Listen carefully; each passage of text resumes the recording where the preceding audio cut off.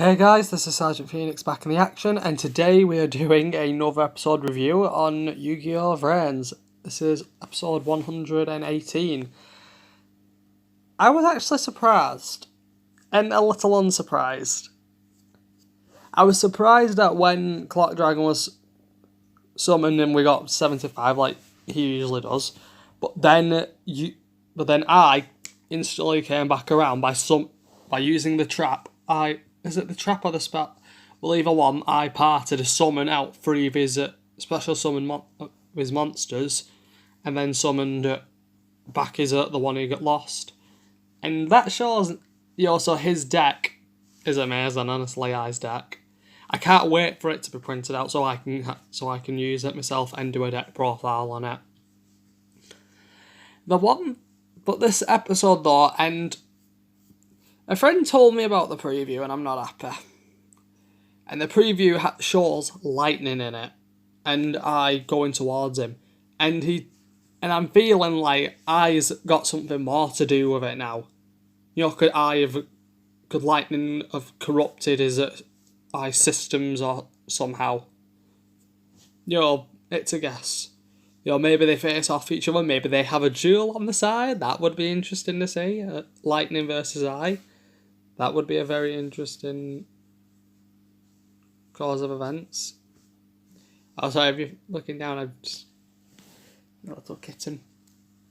We just got him literally yesterday, and he is clingy. Clingy is literally the clingiest cat I've ever seen, but he was the tiniest of the lot. We got him on a farm. Anyway, what else can I say? Honestly, there's still surprise. There was like the big bit I want to get up to, which surprised me, but the duel continued on. Yusaku managed to summon his Clock Dragon and get it up to 7,500. When he attacked and defeated the Ice Fire Phoenix, I instantly used it, his Eye Parter, to summon out Leviathan, to summon out, which one did he summon? Leviathan, Golem, and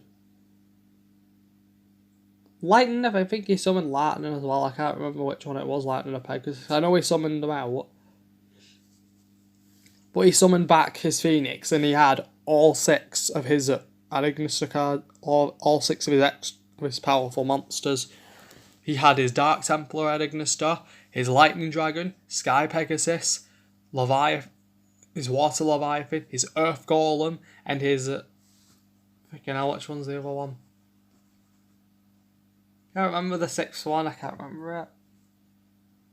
I know there's a sixth one. What about Fire, Water, Wind, Earth?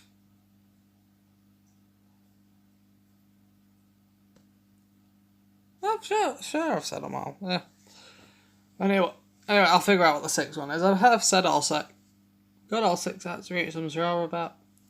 But it's what he did after which made it more interesting. Not only did he have all six, and people said this could not happen, but I did it. He copied Bowman's Storm Access systems to create a new link, and we already saw how Bowman did it.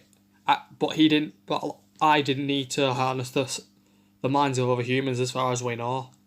Maybe he has it in the next episode. Maybe we'll see that. But maybe that's why he got everyone into vrains, so we could access the Storm Access again.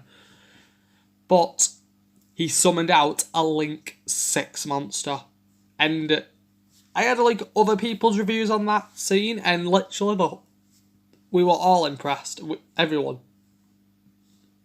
And it's known as the Arrival Atticus, and it has 3 known abilities. Number 1, when it is summoned, it gains 1,000 attack points for every monster used for its Link summon, and since he used 6, that's a total of 6,000. The second effect, it gains 1,000 attack points for all the cards in your field. He has 4, so its attack points are now 10,000. It also gains counters as well. And I think it has 6 counters, I think. Can't remember how many counters. I know it gains counters from something. And once per turn, it destroys... Sorry, the cat was just wrinkling then for a bit. I'm a cat person, I'm sorry. Hey, come on. Look at that little kitten, honestly. He's purring. We're still thinking of a name for him. And now I've got it. Yeah. He's asleep, man. He's a clink. Literally, he's like a leechy pot. Literally, he goes on you. You try to pick him up to get off you. He will literally keep on you like a lemon leech. It's adorable. Yeah. But he summoned another link. I can't remember which one. I think it was a link 1. Which looks like the arrival. But let's think about what I has just done. Now it has 11,000 attack points. It summoned out, I think it used one of its effects from the counters to summon a token. Then he used that for the link of 1, I believe, if memory serves correct. See, now he has 11,000 attack points, and he has judgment arrows on the field. That was one of the reasons he got up to 10,000. So if he attacks with the arrival, his attack points can become 22,000 in one turn. So technically, he has surpassed Borman. And I'm going to say this. He's close to Don Thousand. He beat Don Thousand's Numeronius. Just like that. And if you can't say why, because Chaos number 1000, Numeronius, has 10,000 attack points. I just made a combo that gets him up to 20,000. So he could defeat Don Thousand with that card if Don Thousand doesn't use Numeronius' effects. And I'm hoping to God that Don Thousand's deck doesn't get printed. If you know why, if you know the deck, you know why I wouldn't. Because literally people would abuse the deck like crazy. There are ways to get around it, but it pretty much beats you easily. It has cards. Numeron Network is the key for that card.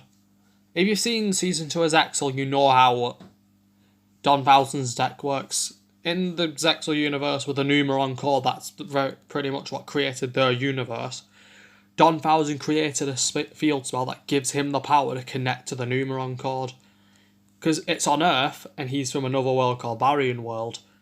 He's fused the two worlds together. Since he doesn't need to know that, since he's using the network to control Earth, he doesn't need to know the Numeron core's exact location. But if he controls the planet to its last molecule, he can access the Numeron core like that. And now he has cards that pretty much would give him an unfair advantage. But this dual lord's going to be amazing, I think. But they're going to summon out Yusaku's Link 5, I know it. But the question is, what is going to be the card Revolver gave Yusaku? He gave him a card. What is it? Could it be the one card that could protect him and outnumber the Link 6? Because I'm just wondering. Could it be like could it have like Pandor's design as a card? I don't know. That would be interesting. But there's still so much we don't know yet until the end. I think next episode will be the last bit of the duel. Like some bits, and then I think we're up to 2 or 3 episodes now, so we're up to 2 to 3 weeks to the season ending, and for Yu-Gi-Oh! 7 to be probably talked about. And that's what we're calling it until we have a name for it. Until we have a name, it's called Yu-Gi-Oh! 7. And ironically, when that first episode comes out, it will be the 1000th episode of the Yu-Gi-Oh! Trilogy. Yu-Gi-Oh! Trilogy. No, it's not a trilogy, it's more than 3. Pretty much the Yu-Gi-Oh! Series itself. The whole series and everything. So, I'm looking forward for next Wednesday. I really am. Because I'm excited.